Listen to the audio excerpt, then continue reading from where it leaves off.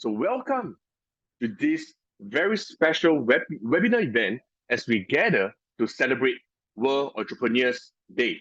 So on this remarkable day, we acknowledge the relentless determination, unwavering innovation, and remarkable dedication that drive individuals to breathe life into their dreams.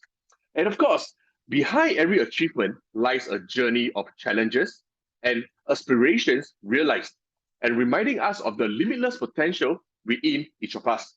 And today, we have the privilege of learning from a true exemplar of this spirit, a guest whose book is Amazon's number one bestseller, right? The Magical Rule of Three, and embodies the essence of this day.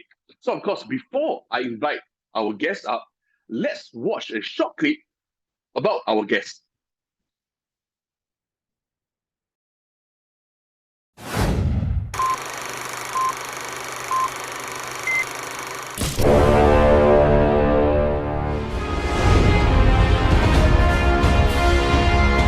The first thing I'm going to say is that prices are dropping down because of inflation.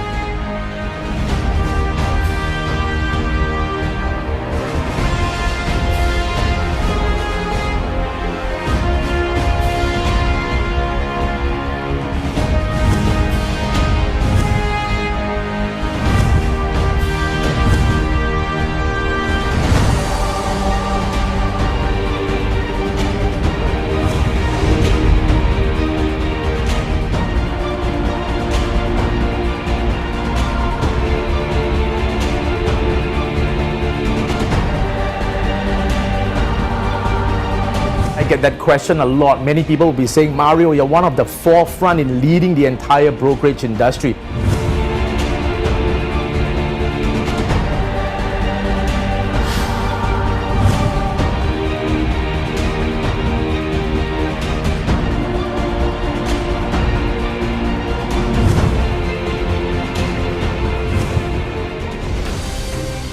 It is an absolute thundering yes that market share in Asia will grow. You have to dream the impossible and do the unthinkable to enjoy the incredible. And with a legacy marked by his extensive media presence, insightful publications, and influential speaking engagements, including being Amazon's number one best-selling author with his latest book, The Magical Rule of Three, Mario's expertise promises to elevate our understanding and discussion today. So let's warmly welcome Mr. Mario Singh to the virtual stage. Mr. Mario, please. Hi, everyone. Hi, Louis. Thank you for hosting me today. Hello, Mario. So how are you doing today? I'm good. I'm good. Just want to wish everybody a happy World Entrepreneurs Day. August 21st is the day that technically we celebrate entrepreneurs worldwide. Yeah, fantastic, right? So wow, Mario, right? After watching a video, your journey is like a treasure trove of experiences and insights. So can you take us back to a defining moment, right? So I'm jumping straight right into the question, right? A defining moment that truly shaped your approach to business.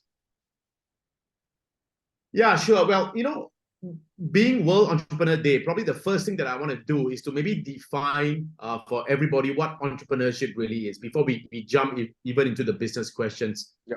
The way I define entrepreneurship is basically in this sentence, okay? Entrepreneurship is really about maximizing business value on the outside by constantly building personal value on the inside. So an entrepreneur is not just somebody who registers a company and calls yourself a founder.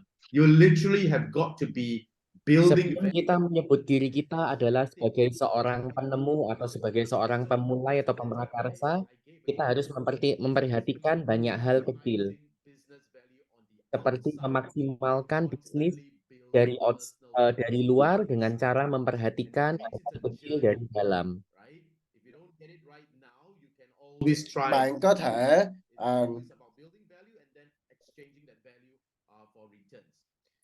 xây dựng những cái giá trị và trao đổi những cái giá trị mà bạn nhận lại được những ปรับเปลี่ยนธุรกิจของเราตอนที่ผมได้เริ่มต้นเส้นทางของผมมันก็เป็นตอนแรกคือผมเรียนไม่เก่งหรอกผมก็ได้เหมือนเกณฑ์ประมาณเหมือนเกณฑ์นิยมอันดับ3เนี่ยเป็นเรียกว่าเป็นเหมือนเด็กนักเรียนไม่เก่งแหละแล้วผมก็มีความรู้สึก Diri terus mencari bagaimana cara dia untuk menjadi excellent dalam bidangnya, tetapi pencarian itu masih terus berlanjut. So it's something small, but I thought you really need a lot of expertise to do that. Just find a few cleaners. Basically, there was a market need for this, and get some products, put it together.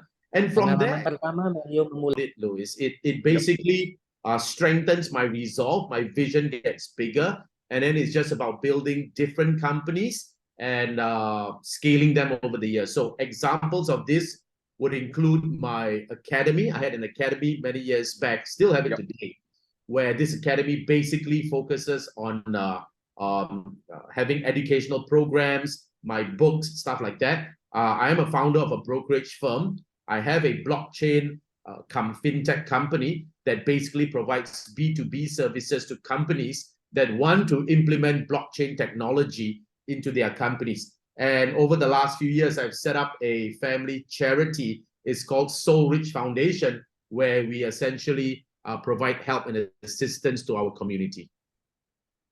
Wow. So Mario, what a remarkable entrepreneurial career. So, I mean, would you like to share some key lessons that you have learned along the way, right? Be it your, your first business, right? I think Speak and Span, right? Cleaning company, to the latest, I think your blockchain company, or even your Soul Rich Foundation, right? Your charity company. So, is there any lessons that you wish you knew when you first embarked on this incredible journey? Okay, the first thing I will say to this, Louis, is that I'll just use 2 words, okay? Just start. I'm sure there's many people who's listening online, and you're probably asking yourself, you have these certain dreams, you got this certain potential that you're asking yourself, should I do this? Should I start that? And my key to you, friends, is just start, okay? Because you don't have a lot of time.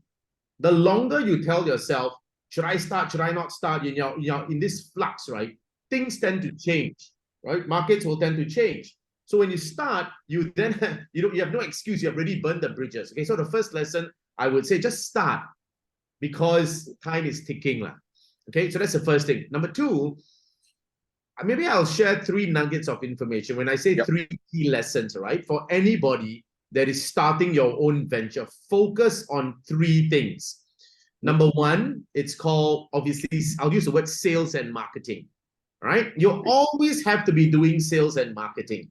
Sometimes market cycles will tend to go up and down, but if you have built a strong network of clients, then you always have that sales revenue coming in. That sounds common sense, but a key statement to say is that you always need to be marketing. We are living in an era whereby people's attention span is so short. People are bombarded by different things all the time. And you are just one company among the millions of companies out there. So you cannot downplay the importance of marketing. So that's the first thing. Number 2, I'll use the word administration. Sometimes many entrepreneurs, they just feel that, oh, the most important thing for me is only about sales and marketing. And then you realize when the sales or the revenue and the clients start coming in, you don't have the ability to keep them happy, to deliver the product properly. Okay, so specifically when I use the word administration, key things like operations, customer support, even hiring people. After scaling companies, I want to tell you guys something.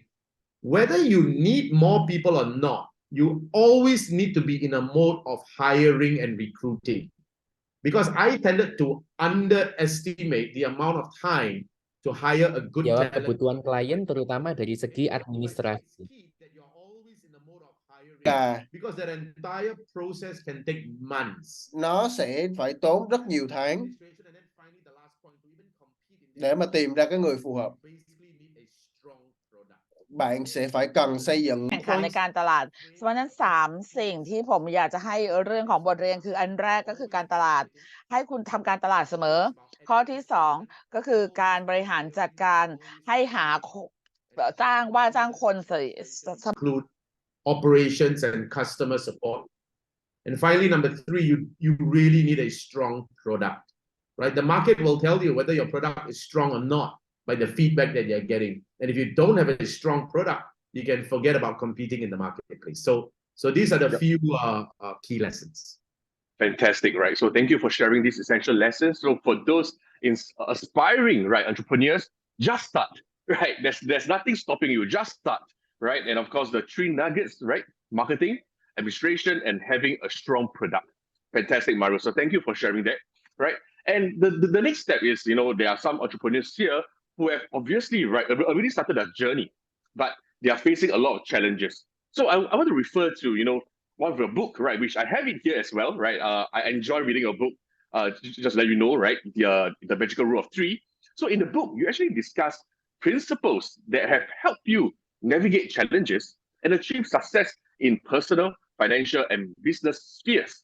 So could you share a glimpse of how readers, right, for readers out there, right, can benefit from the strategies outlined in your book? Yes, sure. So I wrote this book at the height of COVID, probably about February in 2020. Yep. And the structure of the book is essentially 3 key pillars. And you said it, right? That the first key pillar was personal success, Yep. and then it's financial success, and then business success. So maybe in terms of key points, just to add some value to our audience, maybe I'll just pluck some nuggets from the book in all 3 pillars to share with you, like what I feel is important. Now, of course, all are important, but here's some of the key nuggets, okay? So the first pillar in terms of personal success, let me say 2 words: focus and resilience. Focus and resilience. Guys, we're living in a time that if you are truly honest with yourself, how productive you are as a person probably can be a lot better. And the main reason for that is because our attention span is being pulled all over the place. There are just so many distractions, okay, that allows you to be unproductive. So the first key thing, if you want to set yourself apart from literally almost everyone, is the example of focus. And I give you an analogy to explain how powerful focus is now. To just really be focused on task, on what you need to be doing. The analogy I give is essentially a water jet, okay? A water jet with that high pressure, and I think you can even find this on YouTube. The water jet can cut through an anvil. An anvil is basically a huge tool that they use in the workshop. A water jet can cut through an entire anvil. And another example of focus, Louis, is that even if you don't have that high pressure water jet, listen to this example. I'm sure you have seen this, whereby a water droplet basically just keeps on dropping on a hard stone. Yeah. And with that focus, the stone over time becomes slightly concave. So whether there is small focus or intensified focus, the job gets done. Yep. In terms of personal success, the first keyword I would say is focus. Second is resilience. You can put resilience, persistence, all in the same box. Many people allow themselves to be freezed because they don't want to persevere. Okay, they tend to give up. They don't see results after a while, they give up. And that, I can tell you, is the key. I mean, it's a key failure. I'll use the word. Many people tend to completely overestimate, what they can achieve in a few months, and then you get discouraged because you didn't have the results. But you completely underestimate what you can achieve in the next 2 or 3 years. So having a mindset of a slightly longer term perspective, dalam waktu 2-3 tahun atau waktu yang relatif panjang, Anda dapat แค่ส่วนแรกนะนั่นคือส่วนแรกเท่านั้น อันนี้ในแง่ về cái lĩnh vực gọi là thành công cái. In chapter 11 of my book, The Magical Rule of 3, I spoke about how everybody needs to develop 3 types of income. And I call this income proactive income, investive income, and passive income. And this is important. It's so important, and it's so resonated with people all around the world that this has now become a movement on its own called the PIP revolution. So let me explain a bit more about these 3 incomes, okay? proactive income, investive income, and passive income. Yep. So number one, proactive income. Proactive income is basically you developing a high income skill. Right. Then trading that high income skill or exchanging that high income skill in the marketplace for a salary, for a fee, or a commission. Okay, so proactive income, developing a high income skill. Number two, investive income. Guys, at some point, really as the markets go up and down, you do need to understand basic investing. Okay, and if you want me to to give you certain handles on, when I say investing in what? Investing in the financial markets or maybe even the property market. All right, and as you get sharper, it's maybe investing in businesses, which are things that I do today. But when you learn the art of investing, you are then able to use a small amount of money, put it in the markets, and then obviously the money scales. And the types of income that you get by learning how to invest include things like interest, yield, and capital gain. Yep. And finally, on passive income, it is about you developing a system such that the system works hard for you. Examples of a system would be like a licensing program, like my books. I write it one time, but the system allows me to keep on earning income.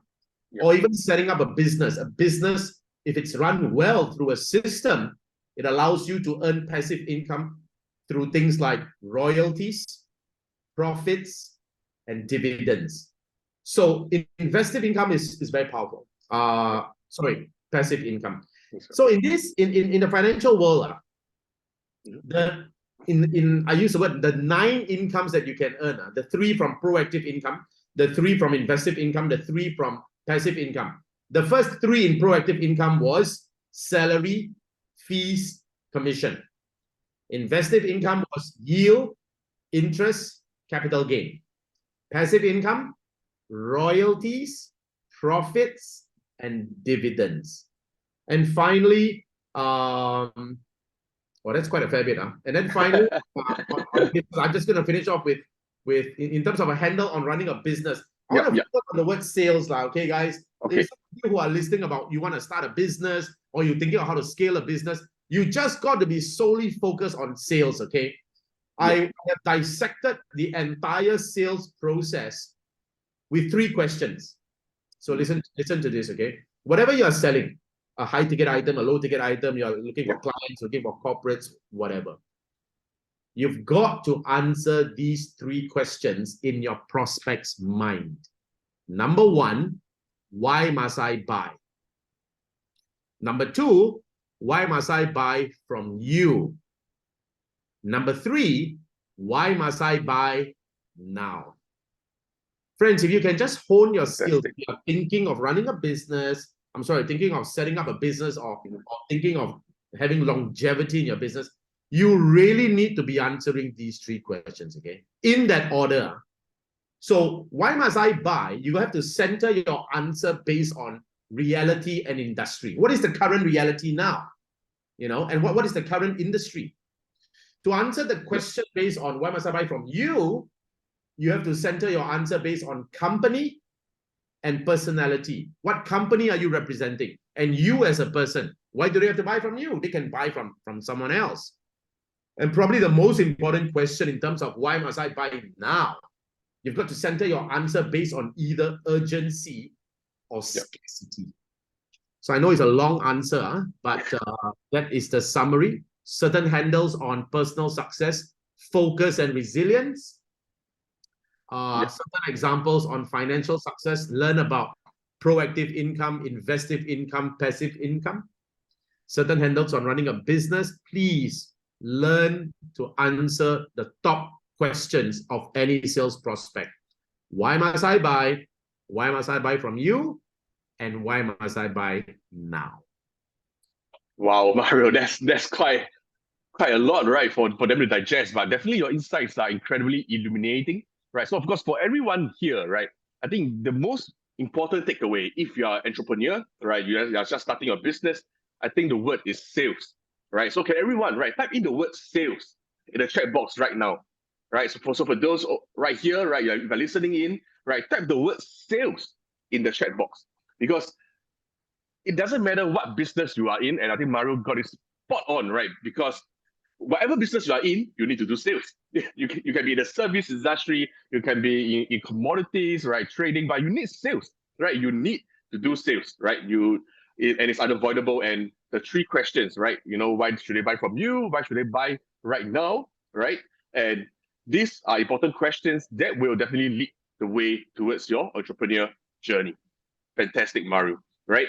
And of course, I think the next part, right, Mario, I think you shared a lot on the challenges part. I think that's inspiring. But the next part is, for a lot of inspiring entrepreneurs, right, when they first started out, right, they're always looking for mentors, right? So, Mario, I believe for yourself, right, mentorship definitely played a crucial role, right, during your journey. So, have you been fortunate to have mentors who have had a significant impact on your journey, and how have their guidance contributed to your growth? Yeah, there's a famous sentence that goes, if you have 10 hours to chop down a tree, spend 9 hours sharpening your axe. To me, a mentor is someone that really helps you to sharpen your axe. I mean, many people understand my story as in I came out with third class honors. Yep. So I didn't really have a direction. Okay, let's put that bluntly. But when I had mentors coming in, and I had different mentors at different stages of my life, all right? At the start, I had mentors, a general mentor that gave me, let's call it fatherly advice, certain wisdom on how to feel around the world. Because I lost my dad when I was 16. So that's one. Number two, trading advice, investing advice, financial advice, that's important. And then over the years, naturally about running a business. So here's the key thing, okay? I'm definitely a product of mentorship. And I think that is so important. And at different stages, you will need different mentors. So it's key to actually understand what are you looking for in a mentor first. And here's some nuggets of information, okay? Guys, if you're looking for a mentor, 3 things in my head that I've clarified over the years that I think can be helpful to you if you're looking for a mentor, okay? Number 1, credibility. Okay.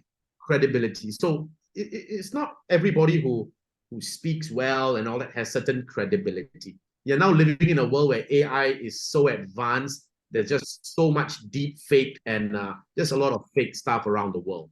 So I think really ascertaining your mentor's credibility, who he or she is important. What does the industry say about them? Number 2, check if you want a mentor, right? Whether a mentor has a certain system to help you to be successful. You see, sometimes a failure can happen whereby the mentor may be successful in his or her journey, but if they have not developed a certain system to help you, then chances are you will not be able to replicate the success of your mentor. So never be shy about asking, so what's the system? How are you going to mentor me, example? Okay, and finally, I'll use the word results. Never be afraid to ask mentors for results. Think about it, okay? If your mentor really has created tons of results for themselves and for the people around them, then chances are they are the right person to help you achieve the same level of success. So these 3 things I think are important when you are searching for a mentor: credibility, system, and results. Fantastic, right? So Mario, I think for credibility wise, right, how would you go about, right, to ensuring that, hey, the mentor has the credibility in order to mentor you? How would you approach the credibility portion? Yeah. Okay, so let me give you an example. So let's just say you have an idea of wanting to run maybe a digital marketing agency, right? Yeah.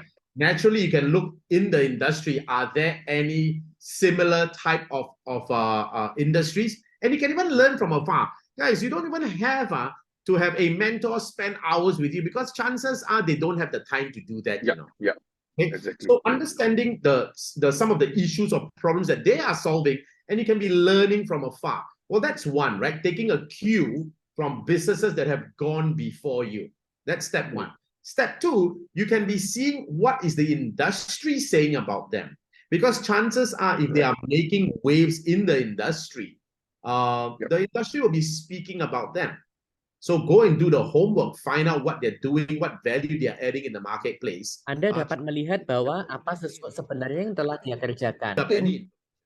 Rất là nhiều cái thông tin hiện tại. That's very true. จริงมากๆเลย เราเริ่มในการเดินทางในเส้นทางของการเป็นเจ้าของธุรกิจไม่ว่าจะทำเรื่องของ journey in entrepreneurship, right? So there's always this challenge of trying to find the real or a good mentor, right, to kickstart their journey. Fantastic way, right? So of course, I think on everyone's mind, right, addressing the audience, all of them here, right, I'm seeing quite a lot of people over here. The question on everyone's mind would be, do they have the privilege of having you as their mentor? It's a tough question. You're putting me on the spot now for that. I used to be honest, I used to mentor people. But now I don't have the ability to do that. But let me explain this in two ways. I don't have the bandwidth or the capacity to do that because I would much rather, in fact, I much rather mentor the key executives in my company, the staff, the executives, you know. So I spend a lot of time with them, right? The people who are running the companies, and that's important. I would want to be spending the bulk of my time with my colleagues and my staff. So that's part one.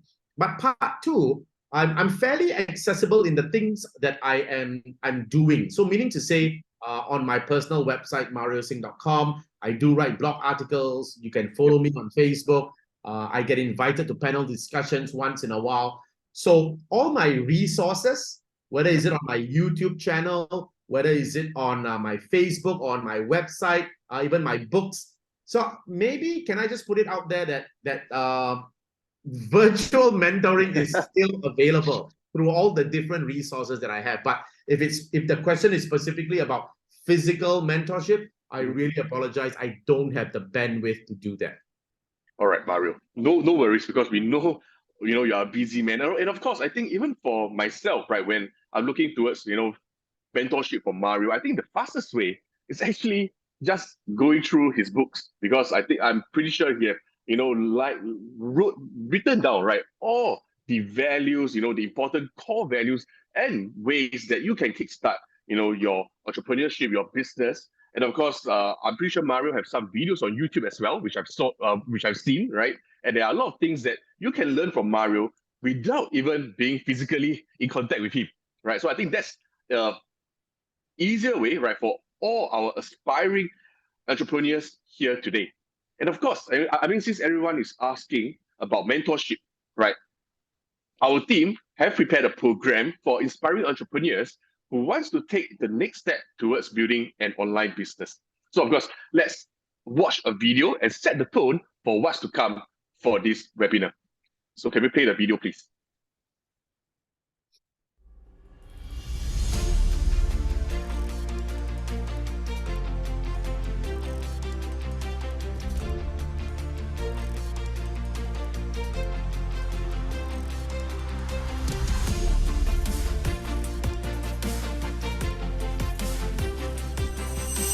What if there was a secret key to financial empowerment?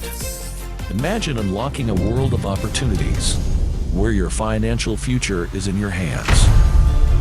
It is a journey that spans generations, occupations, and dreams. Fullerton Markets has a solution for you. Financial success is not just a dream, it is a reality. Why not join the movement? Be part of the change. Redefine your financial journey. Entrepreneurship. Your journey begins now.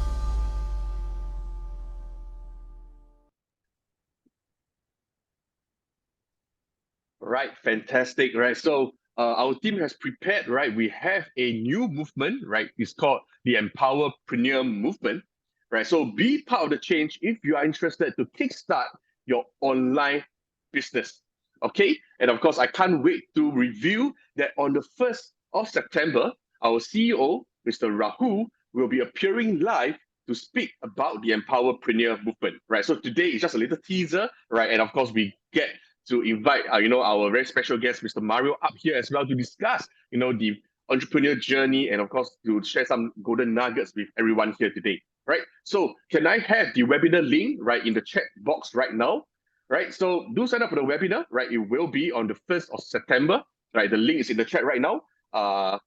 Do click on it, sign up, right? And I hope to see you guys soon during or on the 1st of September, right? So while you guys are clicking, right, for those entrepreneurs, right, or aspiring entrepreneurs, right, who want to kickstart your journey and you are interested of what we have to offer, right, you can start to ask questions, right? So I'm already seeing questions in the Q&A box, right? So Maru, just stand by. Let me just open the box and let's look at the questions. And of course, for those who are thinking of some questions, right, feel free to send it in, right? Do it through the Q&A box, right? If you are sending in through the chat, no worries as well. I can have a look over there, right? So I think one of the questions someone is asking, hey, where can I get the book? Good question, right? So I think you can actually get the book on Amazon, right, Mario? Yeah, I think it's still available on Amazon. You can also get it on my website, mariosingh.com, whichever is easier for you. Right, so you guys can get it on Amazon, right? If not, I've sent in the website, right? www.mariosingh.com, right? I'm pretty sure you can get all the resources there, right? Mario's latest book, and of course, he had written quite a few books on trading as well. So look at that and as well as the financial business. Okay, so next, let's look at the Q&A, right? I think one of the Q&A questions, the first question that I'm seeing is that someone is asking, like many entrepreneurs, they find it hard to balance between personal life and business. So Mario, I think the question they want to ask is, how do you maintain this balance, and do you have any advice for that? To be honest, if you are starting out, I don't think there is work-life balance. So I mean, this is specifically for someone who is starting a business, right? Yeah. So you obviously, there's a lot of things. Right? If you're birthing forth something new, naturally you will have to spend a lot of time. So work-life balance to me, I'll use what it comes and goes. At the very start of your journey, there isn't going to be any work-life balance, okay? Yep. You've got to be intentional about wanting to grow your business. But what is key, and I'm not telling you to sacrifice your family, okay? I'm telling you that for the people closest to you, you've got to have that discussion about you're not sacrificing them, you are sacrificing for them. This is key. Right. So even in the early years, I remember when Charlene, my wife, was pregnant with Chantel, because over the years we do have these kind of discussions. It was tough, man. I mean, I was traveling quite a fair bit, and I wasn't around. But of course, I'm there when my child is born. Don't get me wrong. But I'm always traveling, So I think a key statement is that in perspective, you got to have perspective. At the very start of your journey, you probably won't be having a lot of work-life balance. Yeah. Towards the end of your journey, or rather when your business gets a bit more profitable, you've set up systems, you've got people working in the business, then you probably would be having more work-life balance. Fantastic answer, right? So I think a lot of entrepreneurs, when they first started out, right, I think the main objective, be it money, right, but ultimately is financial independence, right? Freedom, the ability to spend time with their family, right? So of course, at the start, there will be sacrifices, and of course, you need a family who is understanding, right? Mario, kudos to you, right? And of course, I think that is so important, especially for people, for aspiring entrepreneurs. You need to understand that your objective should be moving towards being able to spend time with your family, right? And of course, that will be your final objective down the line, right? So fantastic. Thank you so much for the answer. And of course, let me move on to the next question. So someone is asking, hey, hi Mario, I'm starting out my small business online. So can you provide some advice on how I can expand my network and build connections? How can you expand your network and build connections? Yep. Okay. Well, basically, just two simple ways. Okay, don't overthink this. Number one, I'm assuming you already have a small network of friends and family. Okay, you just got to be a bit thick-skinned. to go to your current network and ask them to refer 2 or 3 friends that can benefit from your business. Now, on an individual basis, you can easily do that. The question is, are you doing that? Okay, I'm going to give you a 2-part answer. So that's the first part.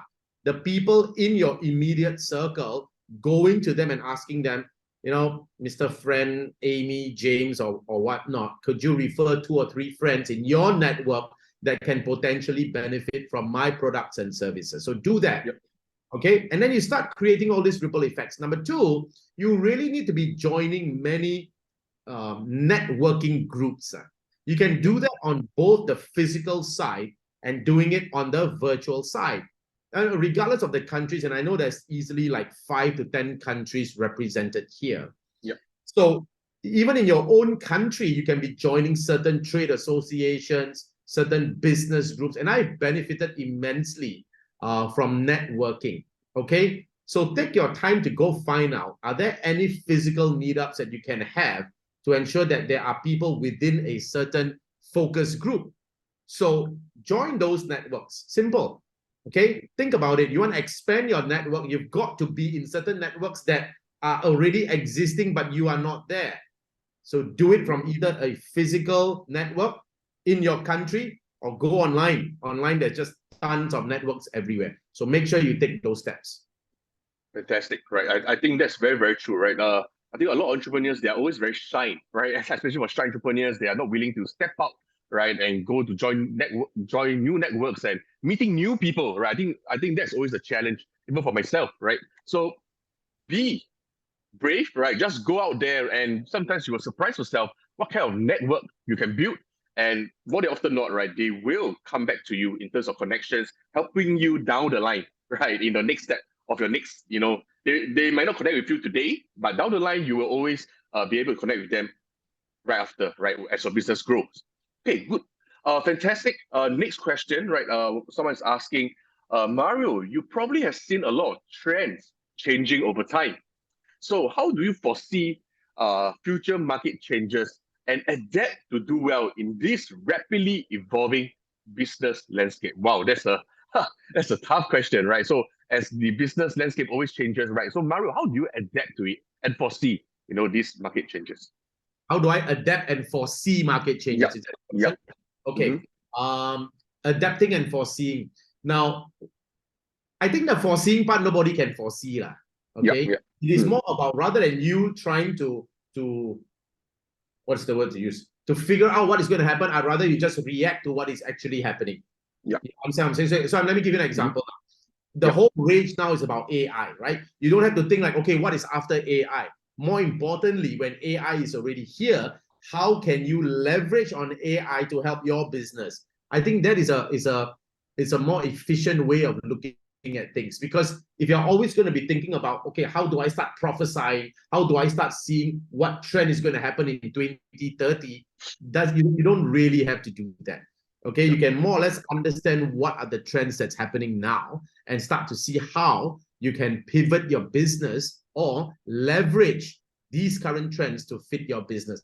AI being one example. How can you utilize so many AI tools like ChatGPT just being one of so many tons of AI tools, right, that can help you to streamline costs and operations for your business.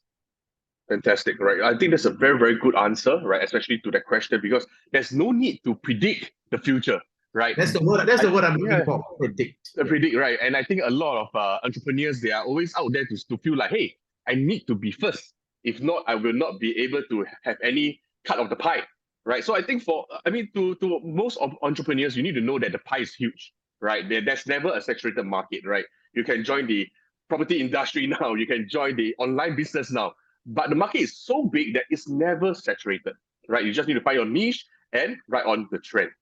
And here's another point to add, right? Okay, so I'll give you an example. Like even in the social media world, do you know for a fact that I think Friendster actually started before Facebook, right? But where exactly is Friendster now? You see, so it doesn't always pay you to be at the forefront, right? You don't always have to be predicting. You can also be playing second fiddle. You can be a few years behind, but you're watching and you're seeing how, number one, you are able to add more value. The trend is there. So you don't always have to be the first, is what I'm saying, okay? Friendster was at first, but Friendster is nowhere now. Facebook is there, and then obviously you have TikTok coming along. So you don't have to always predict. You can jolly well react. Yep, fantastic. Right, so let's move on to the next question. So someone is asking, hey, Mario, I'm already operating at a comfortable six-figure business, right? Fantastic. Kudos to you. And to achieve even greater scalability, right? So he's asking basically, how can he expand his business when he's already operating at a six-figure level? And how do he go to, I assume, 7, 8, or even 9-figure level? Wonderful. Well, congratulations on that if you're operating a six-figure business. So I'm going to give you a very simple framework, okay? But this is very simple yet very powerful. I'll use 3 words. Number 1, I call it geographic, demographic, psychographic. Let me explain. So geographic basically means expanding to new territories. That's it. So wherever your business is, okay, expanding it to more countries. Right? If you are based in Thailand or Vietnam, think about how do you expand to the region?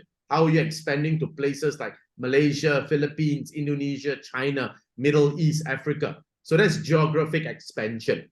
Number 2, demographic expansion.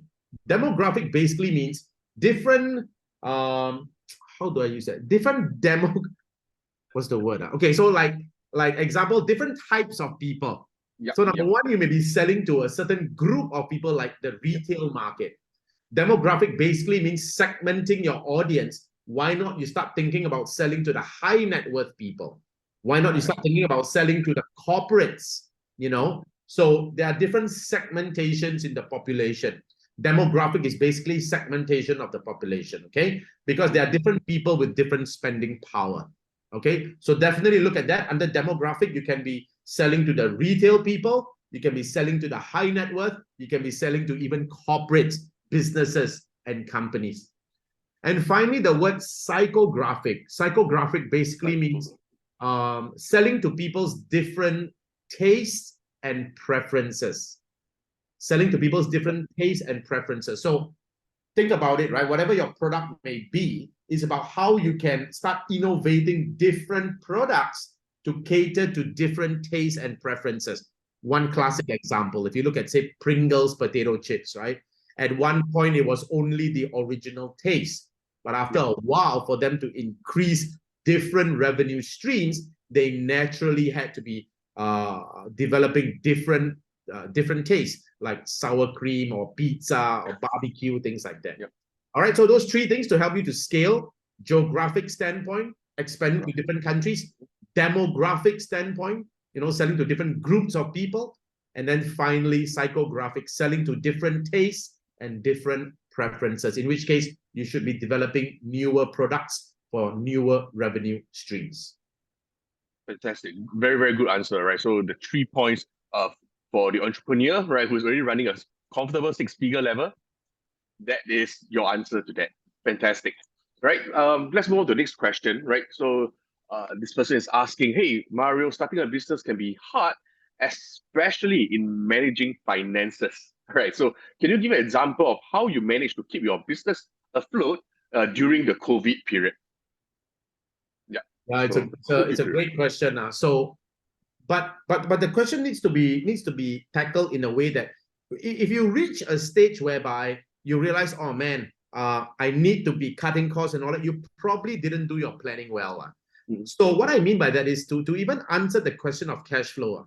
When your business is running well, you have to be making sure that you have a certain level of reserves. So in your planning, you will really have got to understand markets do move in cycles.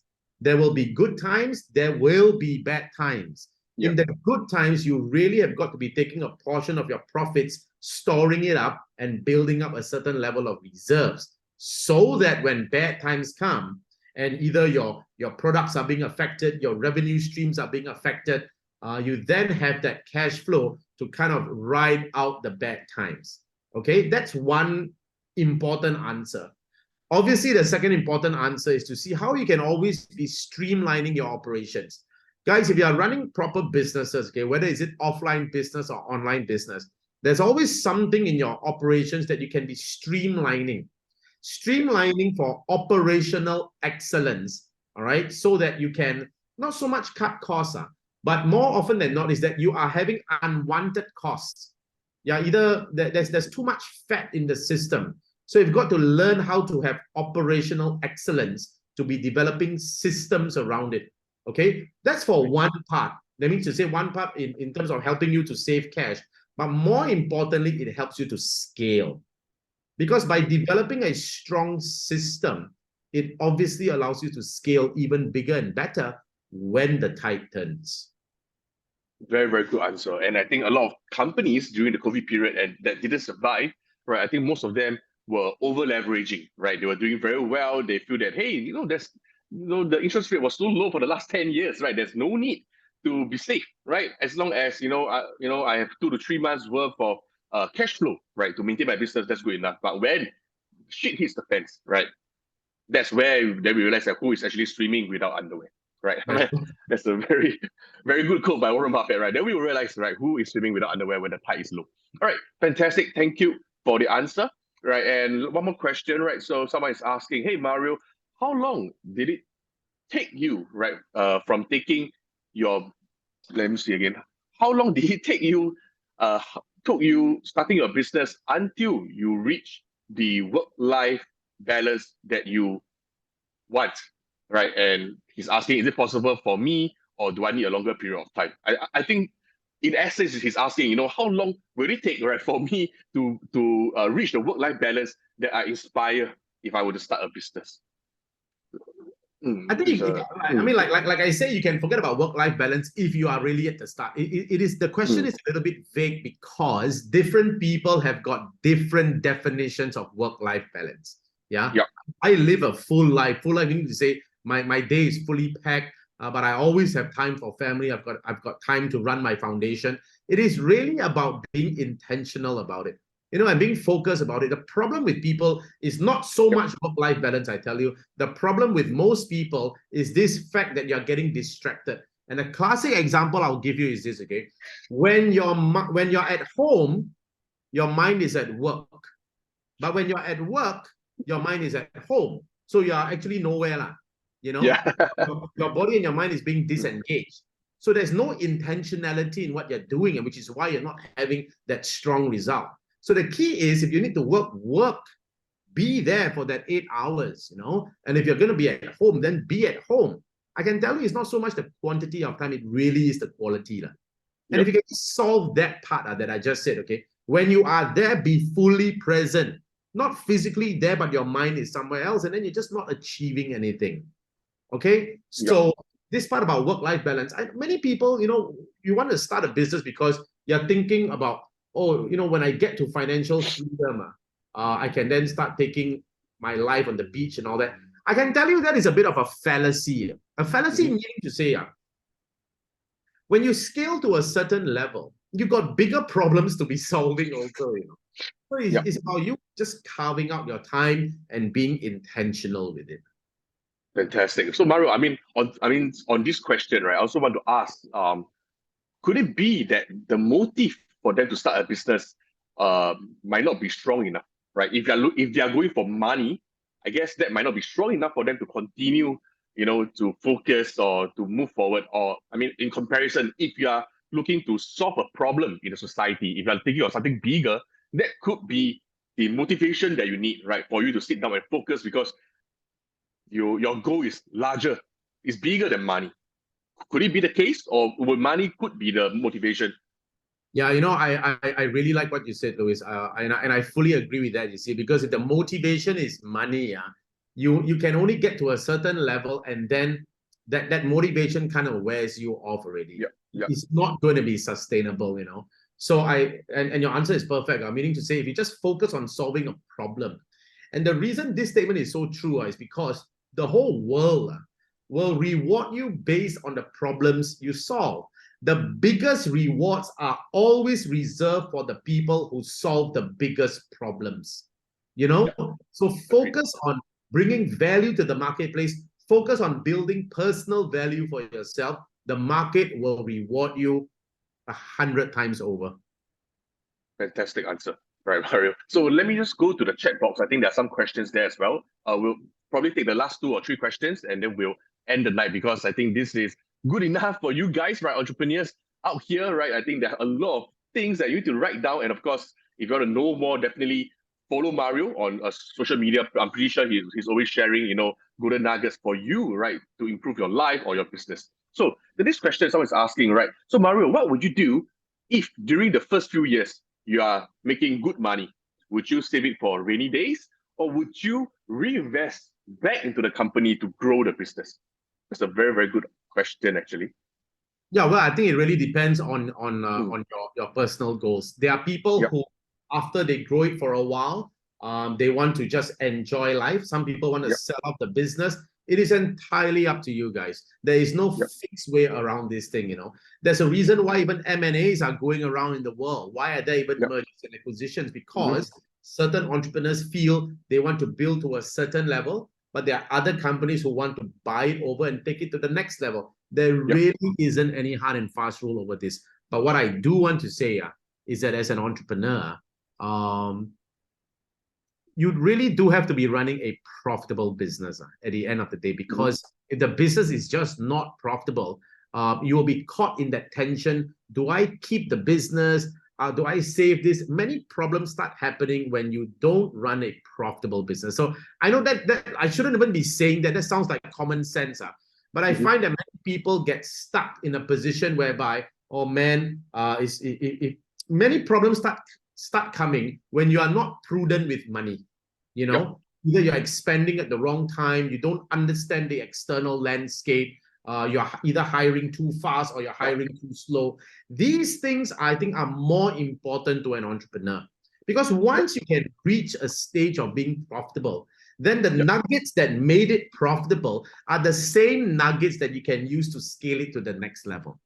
So turning the wheel and making it profitable is what you need to be focusing on first. Fantastic. Good point. Good point. I mean, if you are in a business that is not earning money, right? And I have a very good example. I mean, just to share is that, there are some businesses whereby they turn around, which means they make their break even, right? They break even within the first month or the first year, right? So those businesses are the one that you should be looking at.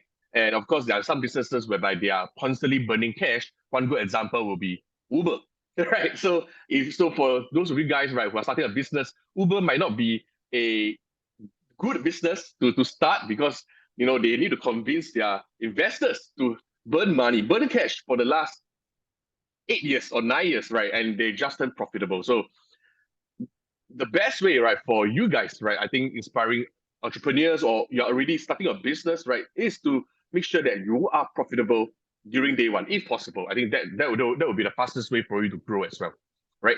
So Mario, yes. Just to add to that, right?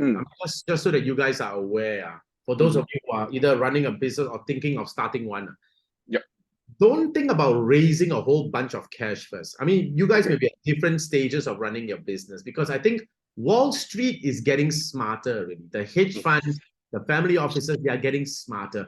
Gone are the days where founders think of raising a whole bunch of money and then start burning before they become profitable. I think Wall Street has woken up to this dream already.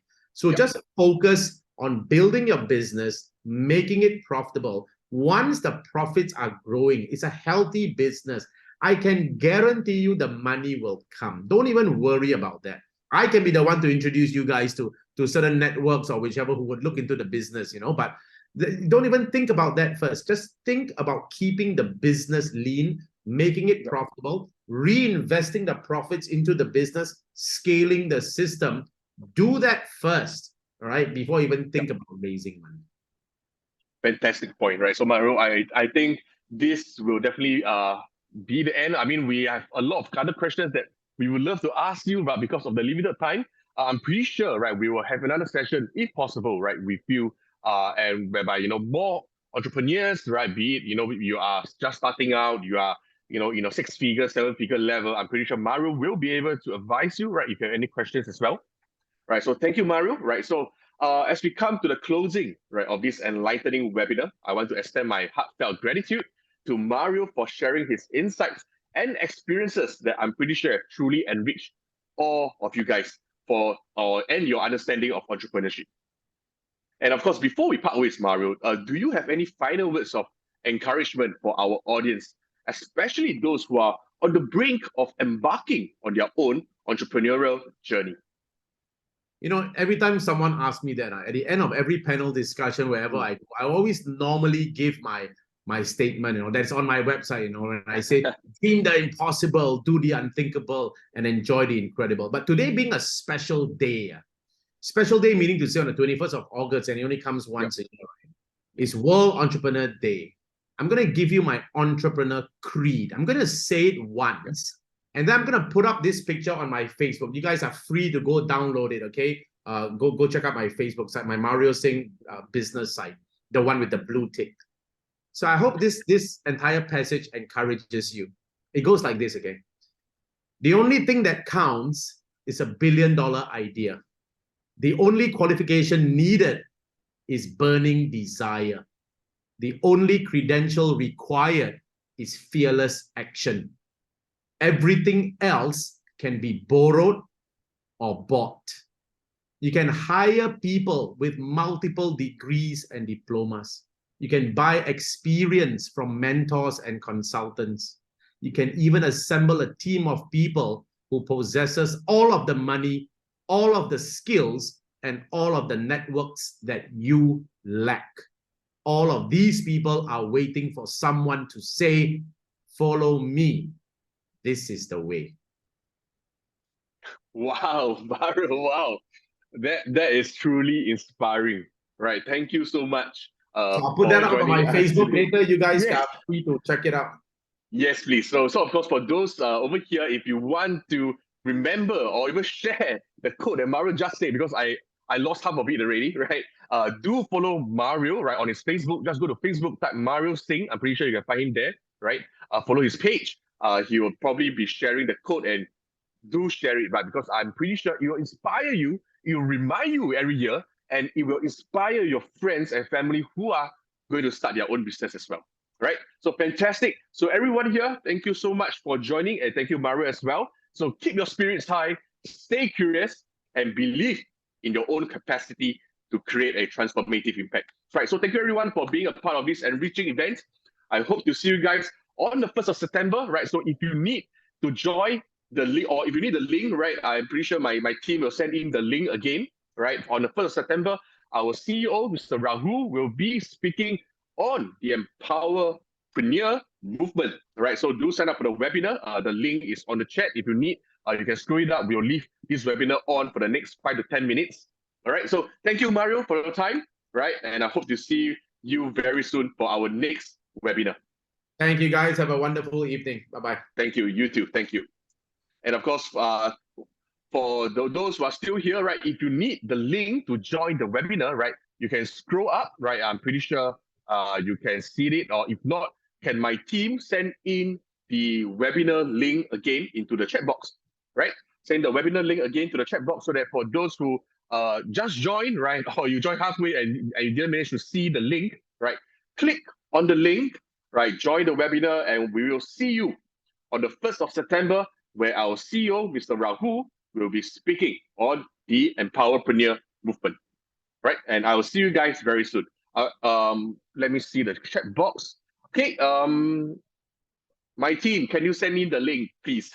Thank you. And of course, thank you, everyone. I hope that you guys enjoyed this webinar, right? I'm pretty sure it's inspiring, even for me, right? Because even for myself, I think all these golden nuggets will, kickstart my own journey as well in the entrepreneur world. Okay, so the link is there already, right? 1st September 2023, 8:30. All right, our CEO, Mr. Rahul, will be talking about the Empower Entrepreneur. Okay, so I will be leaving this webinar, but we'll keep this webinar on, right? So feel free to click on the link and sign up. This webinar will be on for the next 5 to 10 minutes, and we'll see you in the next video. Bye-bye.